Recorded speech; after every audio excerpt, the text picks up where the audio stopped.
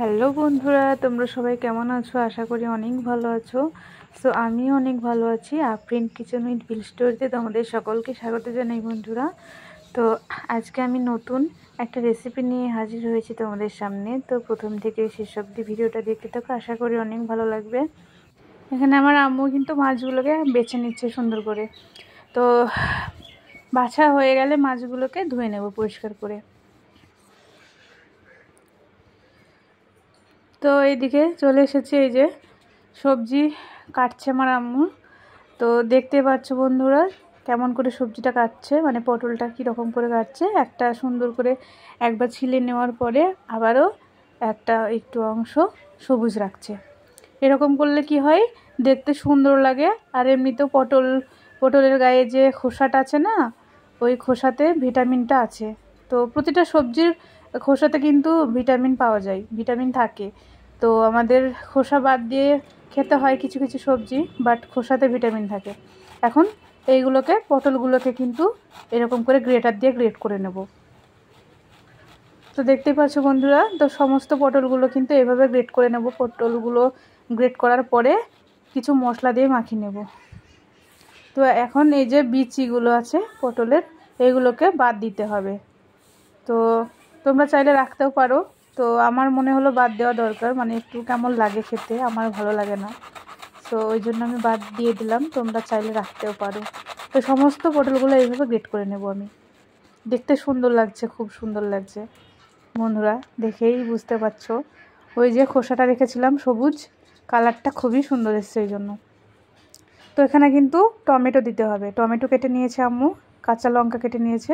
এখানে কিছু মিক্সি করে নেব মশলা। আদা দিতে হবে, কাঁচা লঙ্কা দিতে হবে, আর রসুন দিতে হবে।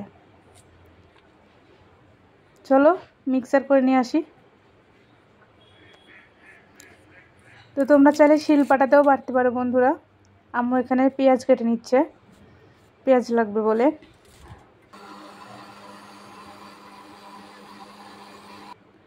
তো এই যে আমার মিক্সি করা হয়ে গেছে। এখন পটলের উপরে দিয়ে দেব হচ্ছে গিয়ে জিরে গুঁড়ো, দিয়ে দেব ধনিয়া গুঁড়ো, দিয়ে দেব শুকনো লঙ্কা 2 চামচ, আর দিয়ে দিচ্ছি বেসন। তো এখানে বেসন দিয়ে দেব 2 কাপ মতো, বা 1.5 কাপ দিলেও হবে। তো পরিমাণ মতো দিতে হবে। তো এখানে পটলের যেহেতু রস আছে, তো একটু বেশি লাগবে, ওই জন্য এখন মেখে নেব সবগুলো সুন্দর করে, চটকে চটকে মেখে নিতে হবে সুন্দর করে। তো মাখা হয়ে গেলে তেলে ভাজতে হবে। তো একটু সোডা দিয়ে দিলাম, বেকিং সোডা দিয়ে দিলাম, আবার একটু ভালো করে মেখে নেব। একটু হলুদও দিয়ে দিলাম, সামান্য লবণও দিয়ে দিলাম, আবারও মেখে নেব।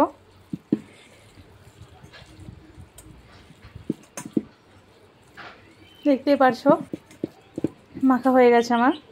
এখন এদিকে আমি কড়াইয়ে তেল দিয়ে দিচ্ছি, কড়াই গরম করে। তেল গরম হয়ে গেছে, এখন বড়ার শেপে দিয়ে দেব, দিয়ে ভেজে নেব পটলগুলো। তো এই পটলের কোপ্তা খেতে কিন্তু দারুণ লাগে বন্ধুরা, চিংড়ি মাছ দিয়ে রান্না করলে। তো কলার কোপ্তা তো নিশ্চয়ই খেয়েছো তোমরা বন্ধুরা। তো পটলের কোপ্তা এইভাবে একদিন রান্না করে দেখো, আশা করি অনেক ভালো লাগবে আমার রেসিপি ফলো করে।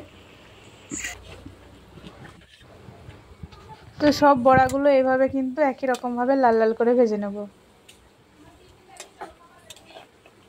তো আমার চ্যানেলে যদি তোমরা নতুন হয়ে থাকো বন্ধুরা, অবশ্যই একটি সাবস্ক্রাইব করে দেবে এবং পাশে থাকা বেল আইকনটিকে প্রেস করে দেবে যদি ভালো লেগে থাকে ভিডিওটা। আর আমার পাশে থেকে বন্ধুরা, তোমরা না থাকলে কিন্তু আমি আগাতে পারবো না। সো আমার বড়াগুলো ভাজা হয়ে গেছে, এখন আমি তুলে নেব। দেখতেই পাচ্ছো বন্ধুরা কীরকম করে লাল করে নিয়েছি। তো এরকমভাবে লাল হয়ে গেলে কিন্তু তুলে নিতে হবে, বেশি লাল করা যাবে না, তাহলে কিন্তু একটু তিতো তিতো লাগবে। তো এই যে আমার ভাজা হয়ে গেছে, সব তুলে নেব। এখন একই তেলে আবারও যেগুলো আছে ওইগুলো ভেজে নেব একই রকমভাবে।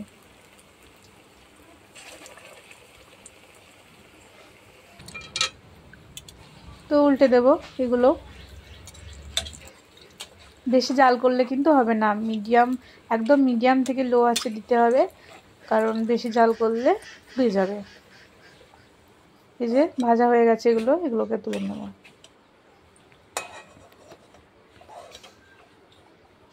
বন্ধুরা, আমার এই রেসিপি ফলো করে তোমরা একদিন রান্না করে দেখবে, অনেক ভালো লাগবে। তো আমার ভাজা হয়ে গেছে বড়াগুলো, দেখতেই পাচ্ছ বন্ধুরা। তো একই কড়াতে আমি এখন তেল দিয়ে দেবো সরিষার, আর লবণ হলুদ মাখিয়ে রেখেছিলাম আগে থেকে, চিংড়ি মাছগুলো দিয়ে দিয়েছি, হালকা করে ভেজে নেব।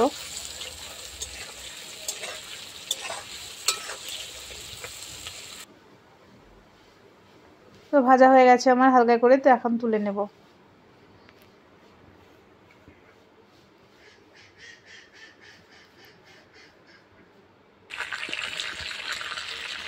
তো একই তেলে আমি দিয়ে দিলাম তেজপাতা, দিয়ে দিলাম শুকনো লঙ্কা, দিয়ে দিলাম কালো জিরা, দিয়ে দিলাম গোটা জিরা, এখন দিয়ে দিচ্ছি পেঁয়াজ কুচি। তো একটা গোটা পেঁয়াজ দিয়েছিলাম, এখন দিয়ে দিচ্ছি কাঁচা লঙ্কা 4-5টা মতো। এখন দিয়ে দিচ্ছি ব্লেন্ড করে রাখা সেই মশলা, কাঁচা লঙ্কা আর আদা রসুন। এখন দিয়ে দিচ্ছি হলুদ গুঁড়া, এখন দিয়ে দিচ্ছি ঝালের গুঁড়া, শুকনো লঙ্কা, আবার একটু নেড়ে চেড়ে নিলাম। এখন দিয়ে দিচ্ছি জিরা ধনিয়া গুঁড়ো, আর দিয়ে দিলাম টমেটো কেটে রাখা, একটা টমেটো দিয়েছি বড় সাইজের।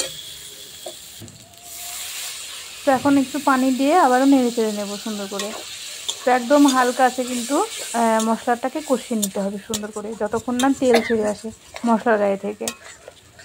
তো দেখতেই পাচ্ছ বন্ধুরা, তো এইভাবে কিন্তু নেড়ে নেড়ে মশলার গায়ে থেকে তেলটা ছাড়িয়ে নিতে হবে। তো হালকা করে জাল করতে হবে, আর বারবার নেড়ে দেবো মাঝে মাঝে। তো এখন আমার হয়ে গেছে, দেখতে পাচ্ছ। এখন আমি দিয়ে দিচ্ছি ভেজে রাখা চিংড়ি মাছগুলো। তো চিংড়ি মাছ দেওয়ার পরে একটু নেড়ে নেব, কষিয়ে নেব হালকা করে। তো এই রান্নাটা অসাধারণ লাগে খেতে বন্ধুরা, তো আমার তো দারুণ লাগে। তো তোমরা একদিন রান্না করে দেখবে, আশা করছি ভালো লাগবে অনেক। তো কষানো হয়ে গেছে, এখন আমি দিয়ে দেব পানি পরিমাণ মতো। একটু বেশি দিতে হবে পানিটা, কারণ এই যে কোপ্তা আছে, মানে এই যে বড়ার শেপ দিয়েছি, বড়া করেছি, ওই বড়াটাতে কিন্তু চুষে নেবে পানিটা। তো বেশি পানি দিতে হবে একটু বন্ধুরা। তো ফোটার অপেক্ষা করছি, এখন ফুটে উঠলেই আমি দিয়ে দেবো বড়াগুলো। তো দেখতে পাচ্ছ বন্ধুরা, ফুটে উঠেছে ভালোভাবে। এখন আমি সমস্ত বড়াগুলো দিয়ে দেব, একটু নেড়ে দেবো, নেড়ে দেওয়ার পরে ঢাকনা দিয়ে দেবো।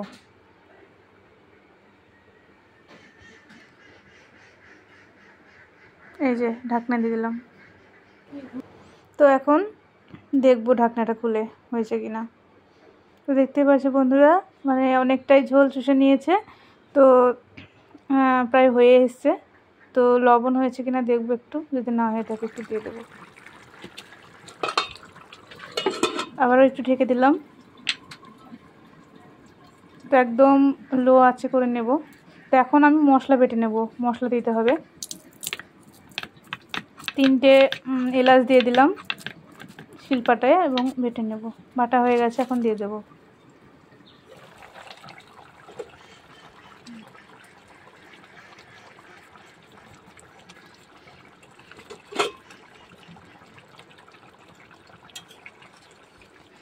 একটু নেড়ে নেব, দেওয়ার পরে মশলাটা ঢেলে নেব। হয়ে গেছে, দেখতে পাচ্ছ বন্ধুরা কতটা ঝোল রেখেছিলাম, আমি গ্রেভি রেখেছিলাম। এখন দেখতে পাচ্ছ কতটা চুষে নিয়েছে, এখন এরপরে আরও চুষে নেবে।